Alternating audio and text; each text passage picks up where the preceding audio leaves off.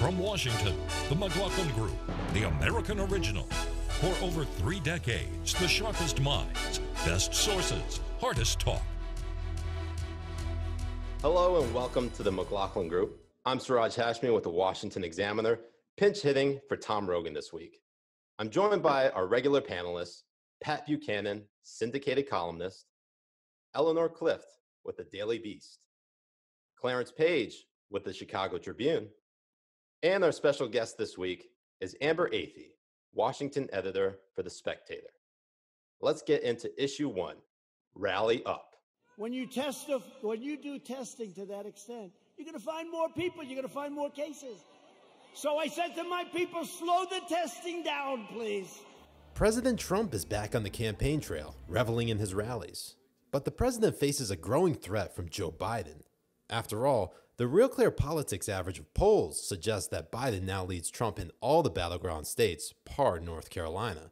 Nationally, Biden appears to have a nearly 10-point lead. Question, Pat. Is President Trump at risk of being a one-term president? Well, there's a possibility. Some of the polls show him down not just 10 points, but 14 points. And there's no question about it because of the virus. His crowds have not been as big as they were. But some of his speeches, he's shown a great deal of energy.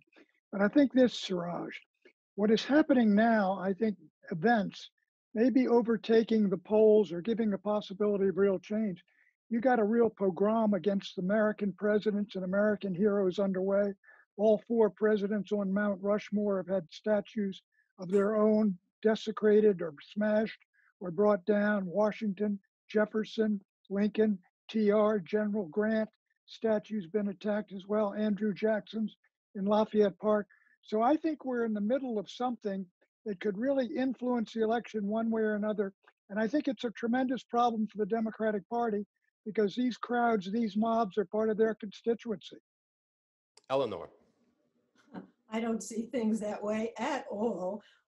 Mobs are not part of the constituency. We are in the middle of a racial awakening where many white voters, including many white voters who identify as Republicans, understand the systemic racism that has been in this country for some time.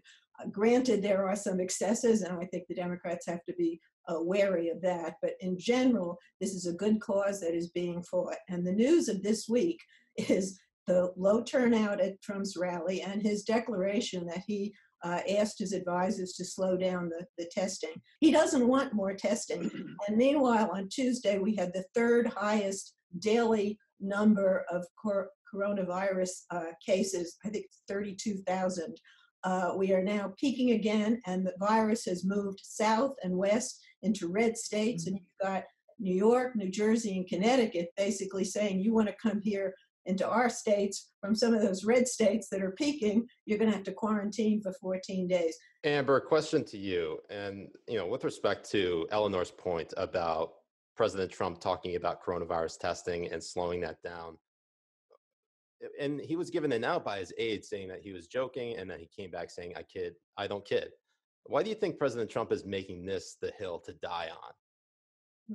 Well, Trump never wants people to see him as being wrong. And so, of course, he doubles down whenever people attack him for a point that he's made. But the thing is these small little gaffes never really seem to affect the president that much. The people who are deciding whether or not to vote for him most likely already take issues with his personality and are trying to decide if the policies trump that.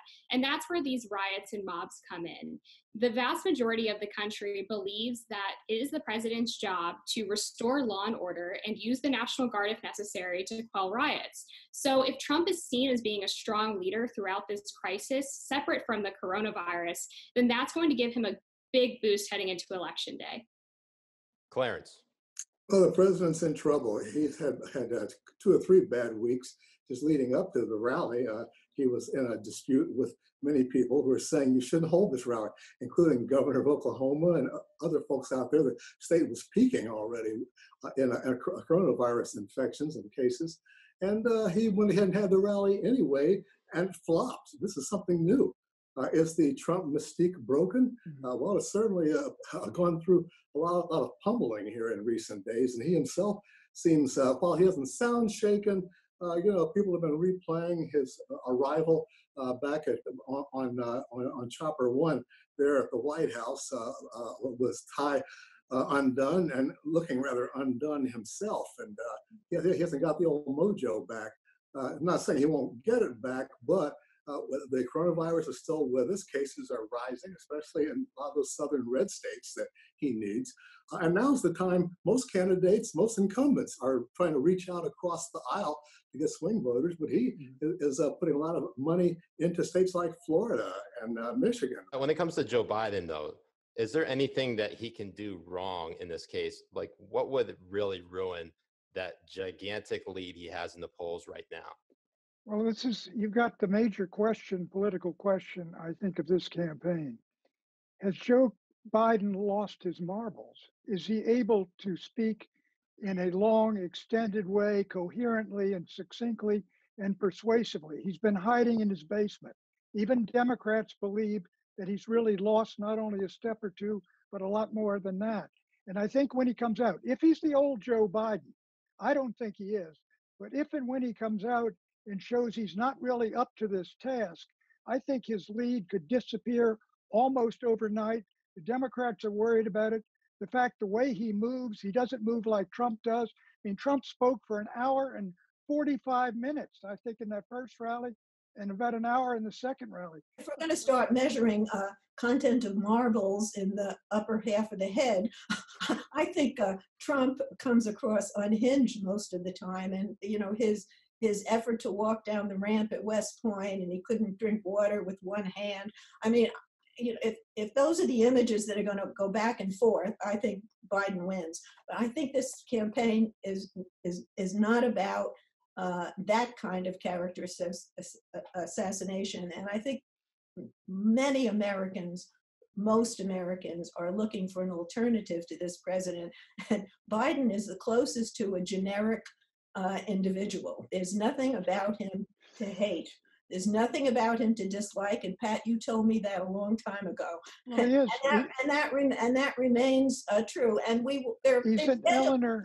they've scheduled 3 debates. If your vision of Biden comes true, then all bets are off. But I think Biden's going to do just fine. Your tone of voice tells me that you're worried about this. No. Joe Biden is a nice guy. He's always been a nice guy. If he were the guy that was up against Paul Ryan in 2012, I think you would really have to say he's the overwhelming favorite. But he's been hiding in that basement. People are talking about it constantly. It's on TV. Look, he's got to come out there and show himself one of these days. Okay, real quick. He doesn't have to show himself because he's already got a bigger gap. Right. He's outside the margin of error now in He'll be back inside. Amber, is there any way that you can think that this race will get any tighter? Well, here's the problem. People like to criticize Trump for appealing to his base, but Joe Biden doesn't have a base.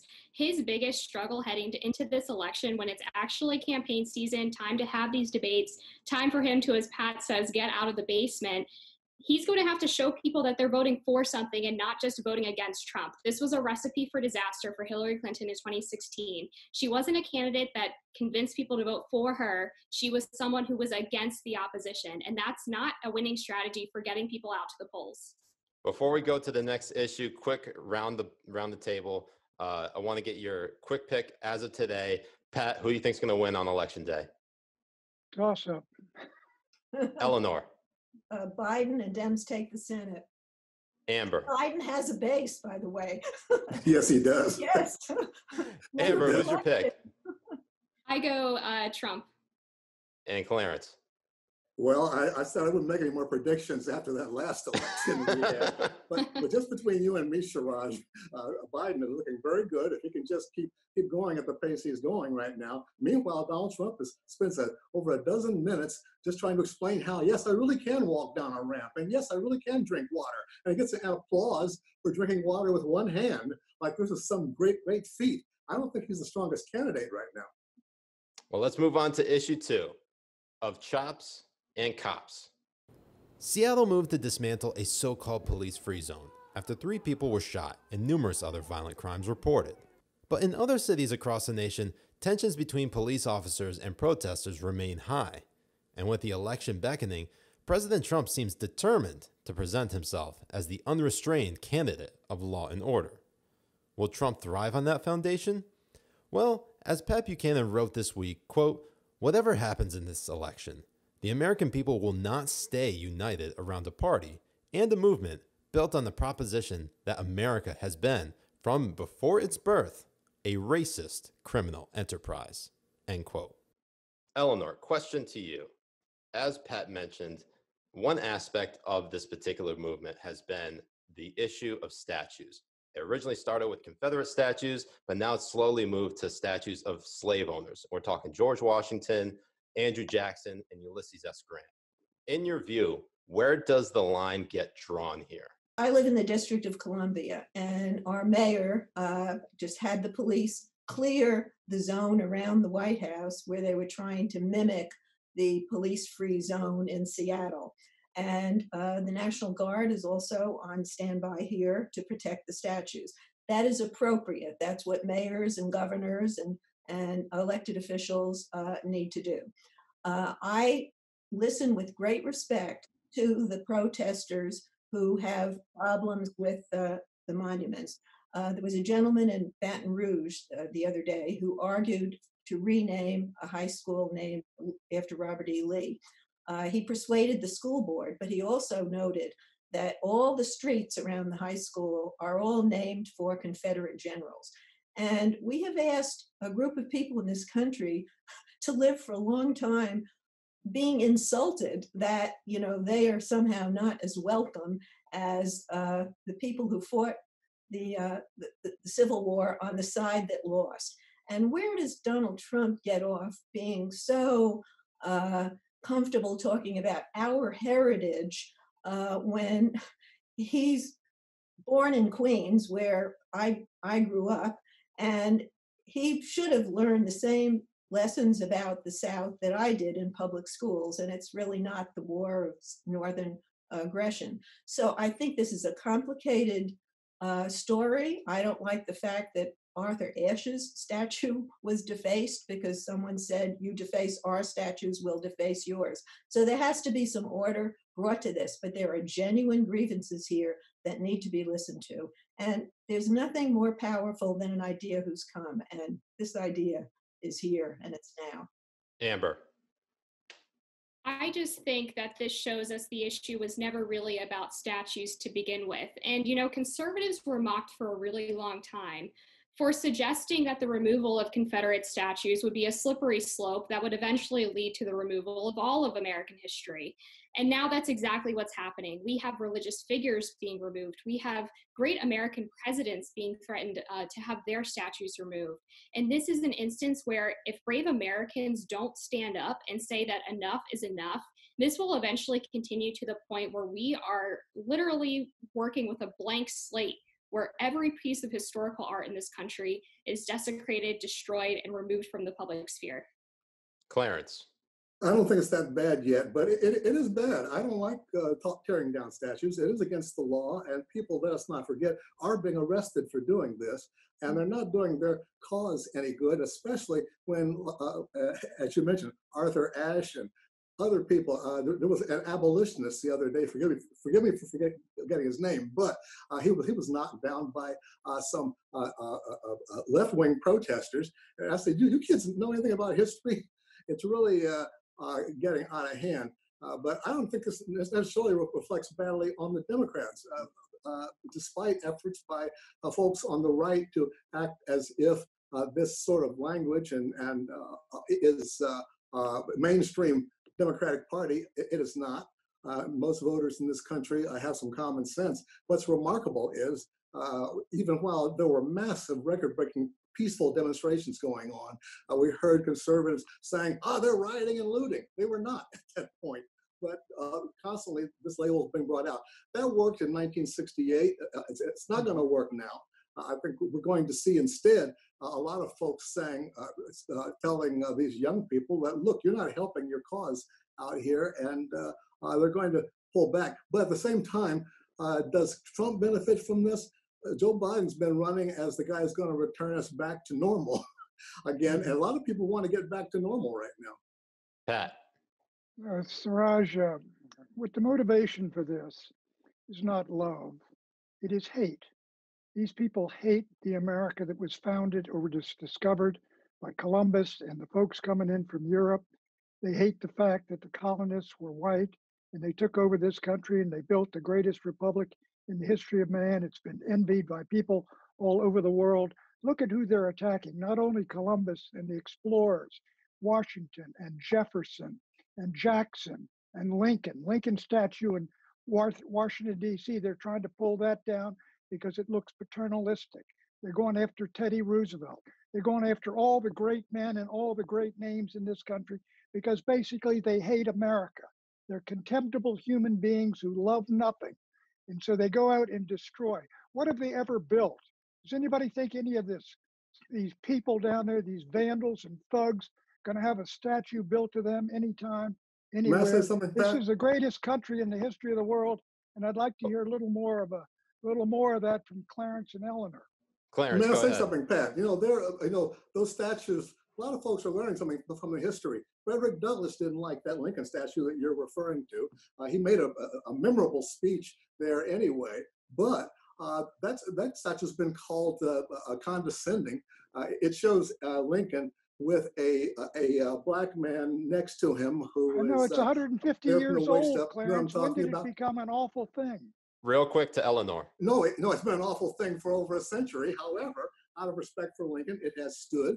But this is not a new controversy. The bad part is hooligans on the street, and that includes right-wing hooligans too, trying to call themselves Antifa, who are out there causing chaos. And I think people just want to get back to the way things were before Trump came along. Yeah, it's not about hating America. We don't hate America. They don't hate America. They just want the America that has been mythologized to be revealed for its flaws. And the fact that Columbus came over here, there were already people here. They were called the Native Americans. And Andrew Jackson, of course, with the Indian Removal Act. So these are some horrific things. And people want to have their own heroes also. And their own heroes can be our heroes as well. So I think there is rationalization that can be brought to this. And a lot of the statues that are being questioned, they were built during Reconstruction, and they were the South's efforts to turn a loss into victory. And the second wave of statue building happened in the 50s and 60s to defy integration. So not all of these statues have these glorious No, pictures. but if you're tearing down I'm leaving statues, George All right, Washington alone. we're going to have to wrap it up we're there. not going to unite together if you're tearing down the statues Okay. of the greatest men who built this country. We'll unite Okay. All right. under Joe Biden, and we'll acknowledge Thank you, panelists. Tell them Caesar Rodney's including a on the lot way of out too. African Americans. Thank you, panelists. Let's move on to issue 3, free speech online. Social media giants like Google, Twitter, and YouTube now dominate the landscape of political speech. But growing concerns are being raised. On one side are senators such as Republican Josh Hawley, who lament the Section 230 protection shielding these sites from liability for the content their users produce. Others say hate speech must be tamped down and free speech concerns pushed aside. One solution might be the establishment of political free speech carve-outs in certain websites. That would require legislative action treating these areas as de facto public squares. Amber, question to you. Are the days of free speech on the internet over? Well, the days of free speech on the internet are already over, Siraj, because the problem is we have a few big tech companies that have essentially created a monopoly of the industry, and they can carte blanche pick and choose who gets to speak on their platforms. On places like Twitter, for example, they've been flagging the president's tweets for saying things that he is completely able to do as president of the United States. And yet they allow groups like Antifa to send violent messages or threaten property destruction without any action on their accounts. So the terms of service on these various websites are not applied equally. And not only that, but they don't even want to make people abide by the same rules that they say they don't want to abide by. So for example, Google enjoys protections under Section 230. They're exempt from being held liable for the content that they publish on their platform. Yet they, just a couple of weeks ago, told the Federalist, threatened to demonetize them because of the comment section on their website, which is content that the Federalists should not be held liable for. So across the board, there's a double standard that is making it increasingly more difficult for Americans to have any type of dialogue on these platforms. And I think it's beyond time that they should start feeling the brunt of regulation if they're not going to allow people to use them fairly. Clarence. Well, a lot of us knew this day was going to come and wrote about it in the earlier days of the internet, that the internet works best when it's a totally free platform, and it's like the Wild West out there. But sooner or later, it had to happen. You're going to have problems with libel, problems with incendiary language, hate speech, etc. And you're going to have people, especially when it gets partisan, you get politicians stepping in to go and apply new rules. And as long as it is just the companies setting their own policy, and that's the way it's supposed to be, you don't have to have an equal time obligation. But it's all public relations. Facebook, Twitter, and the rest respond to public pressure. And that's what's happening now. But, you know, like, I know right-wing haters form their own internet, this kind of thing. You know, the electronics are there for anybody to use. But basically, public pressure, I think, is going to really define what speech we're going to hear and what we won't. Now, Pat, you're not really on Twitter or social media that often. You mainly speak through your columns, but if you were on Twitter, are you afraid that you would have your words policed? They should be policed, probably. No, listen, I do think, let me agree with Amber. I think that, I mean, these are enormously powerful companies. They've got extraordinary benefits. They make enormous amounts of money. They're making, what they did to the Federalists is one of the dumbest things I've ever seen, to bring attention to their power and how they can use it to censor people, demonetize a website or something like that. So I think what you're going to get down the road is, as we had about 120 years ago, a real effort to break these companies up into constituent parts and have certain and get on that. And the more they do this sort of thing and do it on very one-sidedly, I think they're really asking for it. Eleanor. Yeah, I think there's legislation in the future, certainly not in this Congress, and it's tricky, but I do think they have to be broken up. I agree with Pat on that. But I don't get why conservatives think somehow they're aggrieved because of these attempts by these organizations to try to bring, some truth and fact checking to what they publish. And they don't like to call themselves publishers, but that's what they are. And the fact that they have been putting some labels on what Trump has been doing, these forums have been petri dishes for Trump to spread false information and conspiracy theories. When you put labels on things, what you're saying is we have to protect the people from seeing this because they might be convinced that Donald Trump is not an evil person or something, that he's a good person. What you're taking away, Eleanor, is the right of people to decide for themselves what they see. I want to get to Amber real quick because she's online as well. All they did was attach a label. They didn't take Trump down, and they could have, but they did not, but to their credit. The problem is these companies want to have it both ways. They want to act like publishers and be able to decide what content that people see, but then they want to continue to enjoy protections under Section 230, making them not liable for the content they produce. And in fact, the latest tweet that was flagged from the president was just him saying that he would use force to break up these autonomous zones, which again is totally within his authority as the president. So I don't see any reason why Twitter should be preventing people from seeing that content. This is just a power play. And again, it's just another instance of them showing how powerful they are and how much influence they have over the public sphere. All right, so we're going to get to, I want to get to predictions, but we can't go on to predictions without acknowledging or saying hello to Amber's cat, who made his national television great job, Amber. debut. It's dinner time for him, so he's a little upset. I want to know what Amber's cat thinks about this. All right, real quick, predictions, Pat. I don't think they're going to get bipartisan cooperation in the Senate on a deal for policing reform. I think the Democrats are going to hold out to keep the issue rather than get the legislation. Eleanor. If he holds to it, Senator Lindsey Graham took an important stand this week.